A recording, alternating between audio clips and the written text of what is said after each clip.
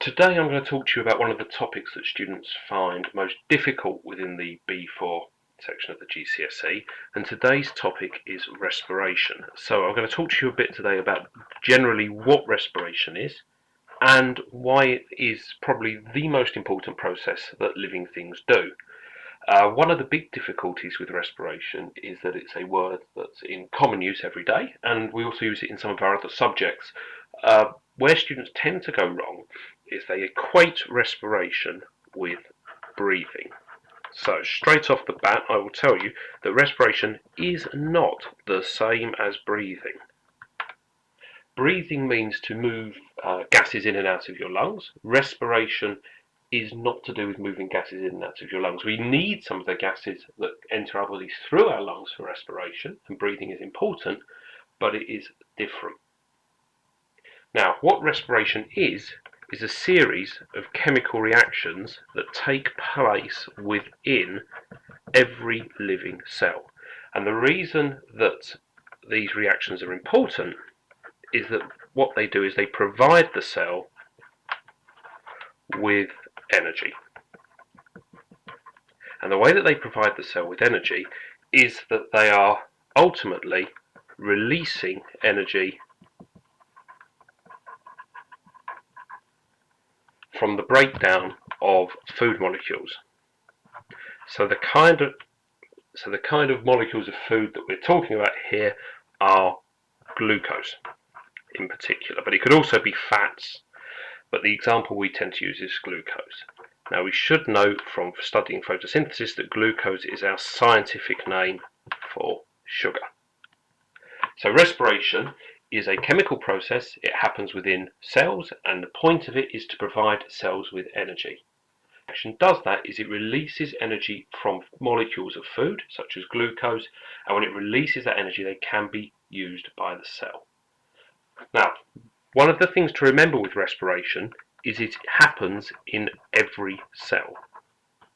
So that means it happens within every cell of your body, but it also happens within every other example of a cell that you can come across. So it could be an animal cell, it could happen inside a plant cell, it could be a bacterial cell, it could be a yeast cell, it could be a cell from a fungi, but it happens within every cell, whether that cell is part of a multicellular organism like us, something that's made of lots of cells, or an organism that's only made of one type of cell, something like an amoeba.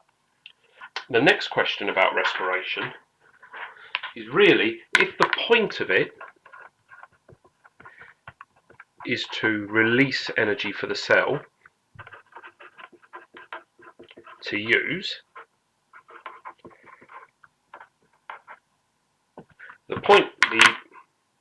the next question is why is this important? Why do all cells need to release energy from food? And the answer is that all cells do things that require energy. The first thing that cells do is cells need energy to move. So one of the uses of the energy from respiration is movement. Now that can be movement of a single cell. So within you, every one of your cells is capable of movement, and the easy ones to think about might be something like a white blood cell needs to move if it is going to engulf an invading microorganism, or if the single cell isn't part of you, it could be a single cell such as a single-celled organism, something like an amoeba. An amoeba is only made of one cell, so if the cell cannot move, then the amoeba cannot move. As well as single cells, it's important that cells move because quite often cells are acting together. So if you move, it's because all of the cells within you are able to move. So the reason something like your heart beats, is that your heart is made of many cells, and each of those cells is able to move, and when they all move at the same time, what you get is a movement of the whole organ. So you see that as the heart beating. But that can only happen because every cell in the muscle tissue that makes up the heart is able to move. Another big use of the energy that is released by respiration within cells is in the process of active transport. And that is a process that we're not going to talk about now because we have discovered it already in B4. The last use of energy within cells, and perhaps the one that people tend to forget, is what we term the synthesis. So the synthesis means making of molecules. So making chemicals that the cell needs. Now you will have covered some of this within the chemistry portion of the course. So the first example of where you need energy to make molecules for the cell would be through a process of making polymers that the cell needs, so large chemicals that the cell is going to need. An example of a polymer that cells would build would be something like cellulose or starch. So if you start off with glucose, which is a type of sugar, if you stick lots of bits of glucose together, you can make a polymer of glucose called cellulose. Now we've come across cellulose in biology before because cellulose is the chemical that plants need to make their cell walls. So one of the uses of energy from respiration is making polymers. An example is converting glucose to cellulose for growth in plants. Another polymer that you can make from glucose would be starch. And starch is a polymer of glucose that is used to store the glucose.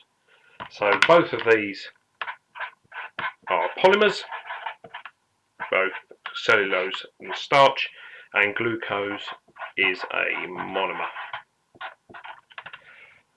Another example of synthesis of large molecules that the cell needs would be the creation of new molecules.